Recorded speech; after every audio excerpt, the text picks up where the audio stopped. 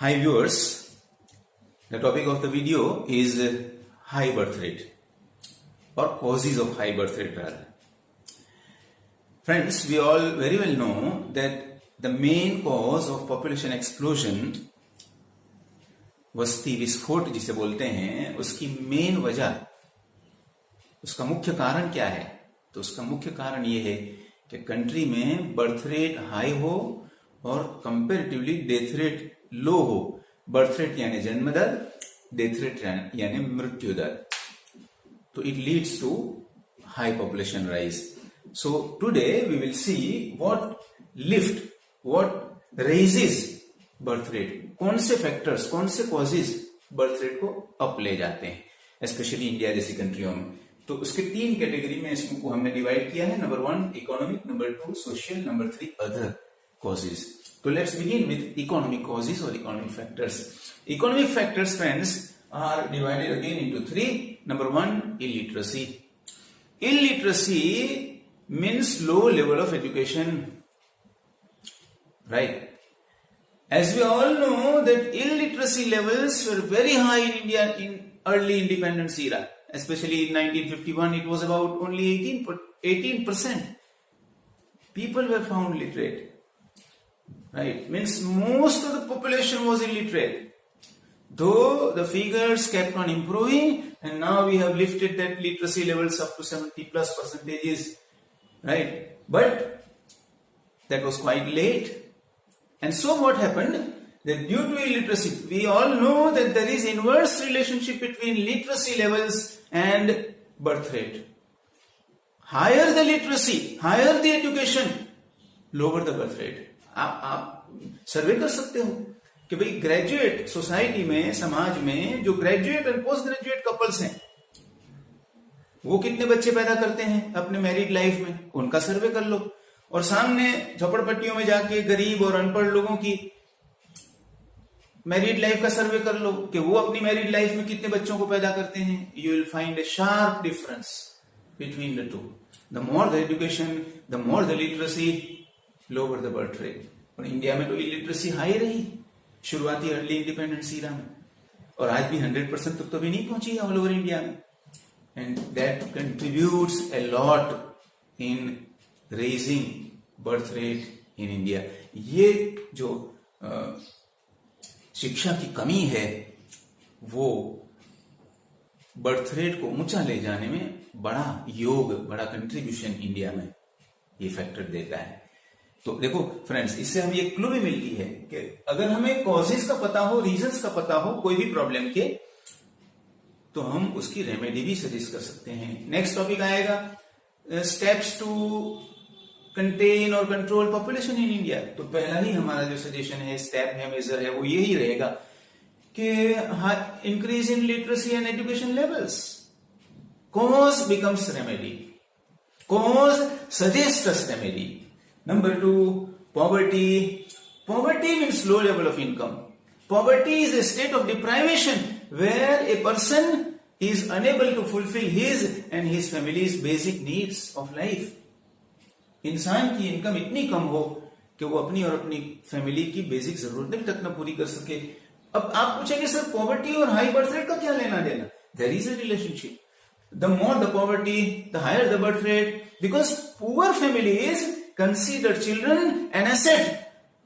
A rich person, a literate person considers child a liability along with asset. Right? We see in India on small eateries and tea stalls you will find children working as laborers, though prohibited by law. Right?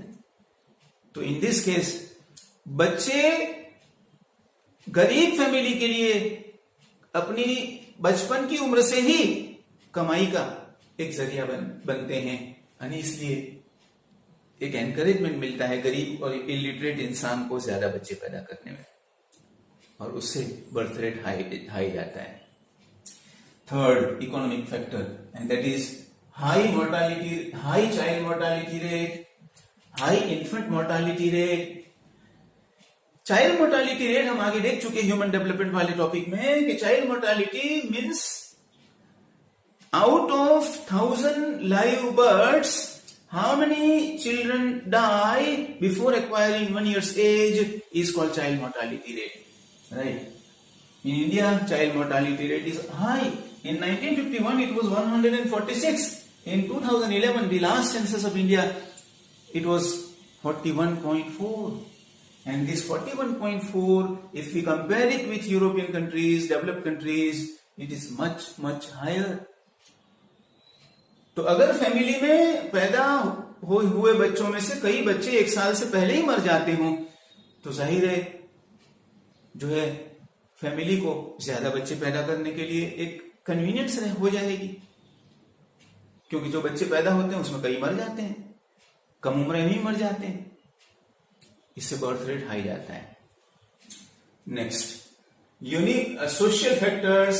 Number 1, universal marriages. In India marriages are universal, means accepted by all.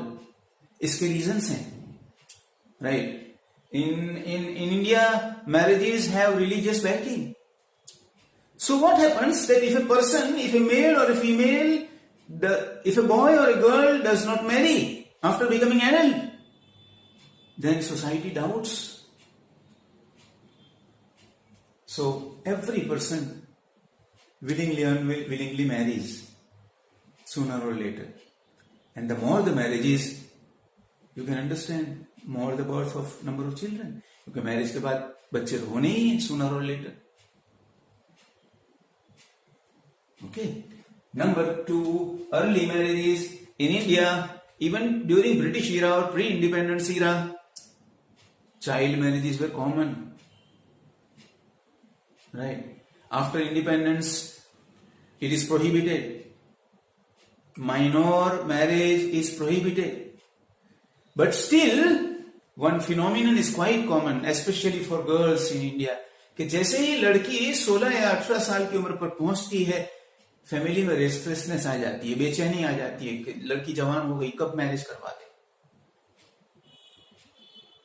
तो जाहिर है early as per marriage करने से जो fertility span है, बच्चे पैदा करने के लिए जो टाइम पीरियड मिलता है कपल को, वो एकदम लेंथी हो जाता है, and that also contributes in raising birth rate in India. Joint family system.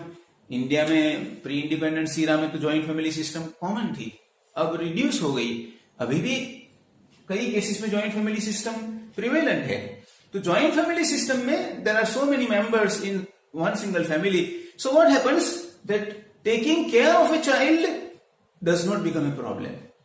अगर मान लो एक कपल न्यूक्लियर और स्मॉल फैमिली में अलग रह रहा है, दोनों काम करते हैं, तो क्वेश्चन ये आएगा कि बच्चे की केयर कौन लेगा, यानी प्लानिंग करना पड़ेगा.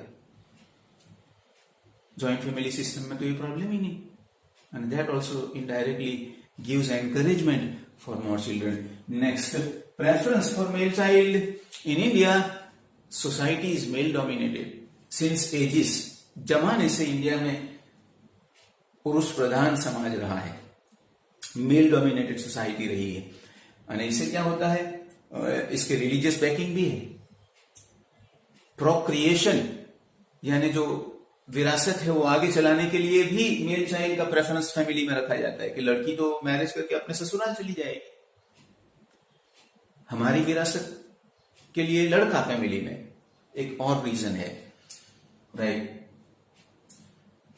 और एक बहुत इंपॉर्टेंट रीजन है मेल चाइल्ड प्रेफरेंस का इंडियन सोसाइटी में. इंडिया में सोशल सिक्योरिटी सिस्टम करीब न के बराबर प्रेजेंट है. इसलिए हर एक कपल यूं सोचता है कि हमारे बुढ़ापे में जब हम बूढ़े हो जाएंगे, हेल्पलेस हो जाएंगे, तब हमारा फाइनेंशियल सपोर्ट कौन.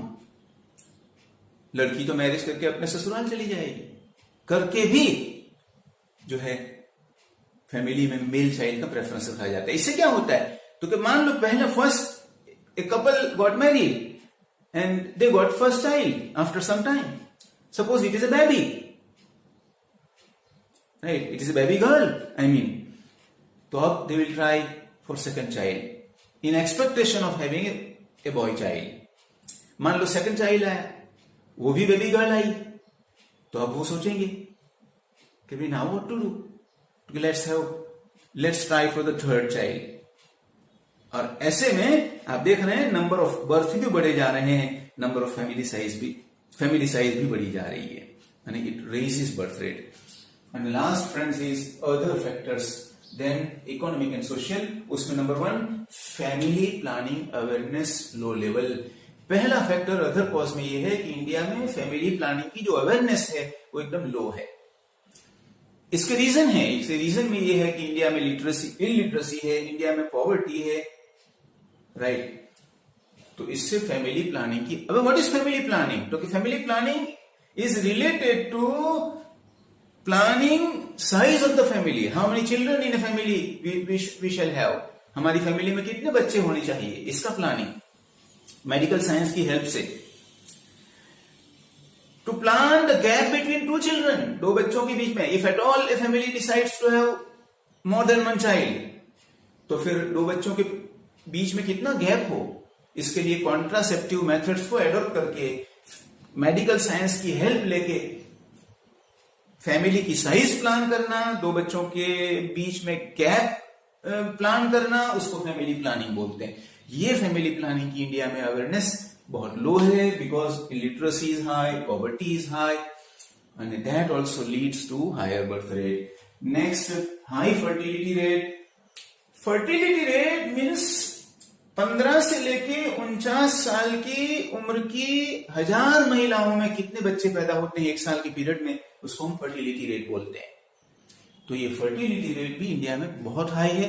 उसके भी अनेक रीजन हैं।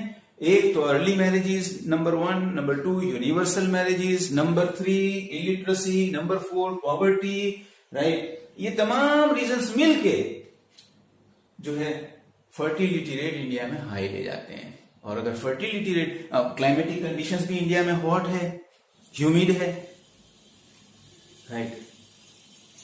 हॉट और ह्यूमिड कंडीशंस में मेडिकल साइंस कहता है कि कंसेप्शन एकदम इजीली और फ्रीक्वेंटली होता है कंपेयर टू कोल्ड कंडीशंस। और ये सब फैक्टर्स मिलके जो है फर्टिलिटी रेट को रेज करते हैं। फर्टिलिटी रेट हाई हो तो बर्थ रेट का हाई होना श्योरिटी है, सर्टेनिटी है। और ये तमाम रीजंस मिलके इंडिया में जो है बर्थ रेट को हाई ले जाते हैं, and which ultimately becomes cause of high rise in